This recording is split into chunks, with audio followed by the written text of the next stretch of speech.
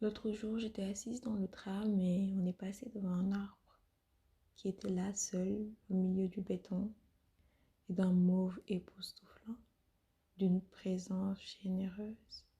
Il m'a tout de suite happée. Et juste au moment où j'allais m'extasier, juste à ce moment, une voix m'accrocha et je vis que c'était celui d'un jeune homme qui avait apparemment perdu la raison. À ce moment-là, je me suis sentie presque indécente que de vouloir m'extasier devant cet arbre. Lui qui était si jeune et si beau, il parlait seul et il riait. Je fus saisie de tristesse et j'eus envie de lui prendre les mains et de l'asseoir et de lui demander de me parler. Et là, le sourire m'est revenu. C'est donc ça, la beauté. Il m'est revenu le souvenir d'une matinée pluvieuse à Paris, un temps gris qui inspire la tristesse.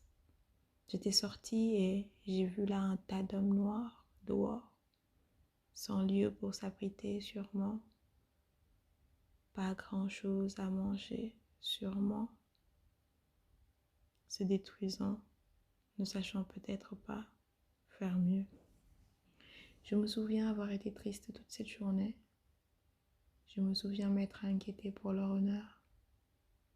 Mais devant ce jeune homme, m'est apparu que cette laideur et toute cette injustice que je pouvais y percevoir, cette laideur n'était que mirage.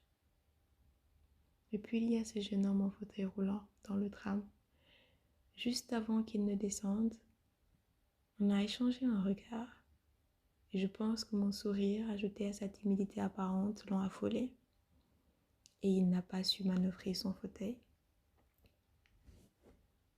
Pendant un moment, tous les yeux étaient rivés sur lui, cherchant sûrement à l'aider. Et sa sœur, elle, d'un calme olympien, sur un ton taquin, lui dit « Mais calme-toi, tu vas y arriver, on va réessayer au prochain arrêt. » Je pense que sa présence, l'apaisant, lui a permis justement de descendre au prochain arrêt en manœuvrant tout seul, sans l'aide de personne. Et il y a ce SDF que j'ai rencontré devant le métro. J'étais sortie ce jour-là sans moyen de transport et lui, il avait plusieurs sacs à la main et des tickets de transport, comme pour les collectionner. Il me demanda 2 €. Je lui répondis que je ne les avais pas. Il me dit « Vous êtes sûr ?» avec le sourire. Je lui dis « Oui ». Il insista encore « Vous êtes sûr ?» Je lui dis « Oui, oui ». Et là, il me dit « Vous voulez passer ?»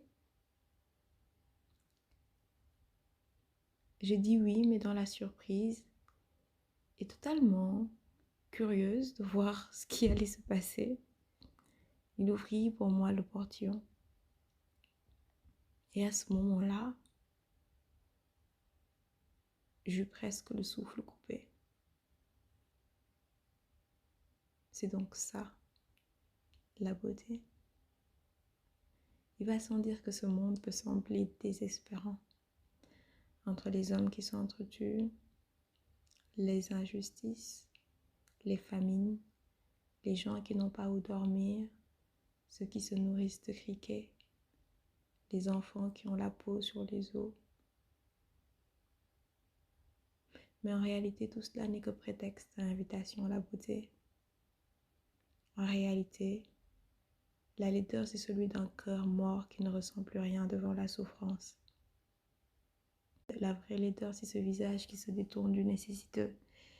C'est ce pied qui foule le bout du mendiant.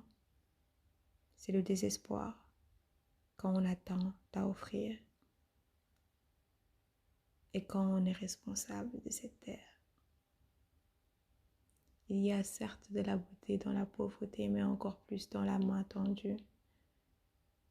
Dans ce cœur qui se fend et qui cherche le sommeil parce que happé par quelques calamités du monde. Alors j'ai envie de dire, ressentons de la tristesse, de la désolation. Parce que souvent, la laideur n'a besoin que d'un sourire, d'un regard, d'un cœur et d'une présence sincère pour nous faire voir qu'en réalité, il n'est que mirage, invitation à la beauté.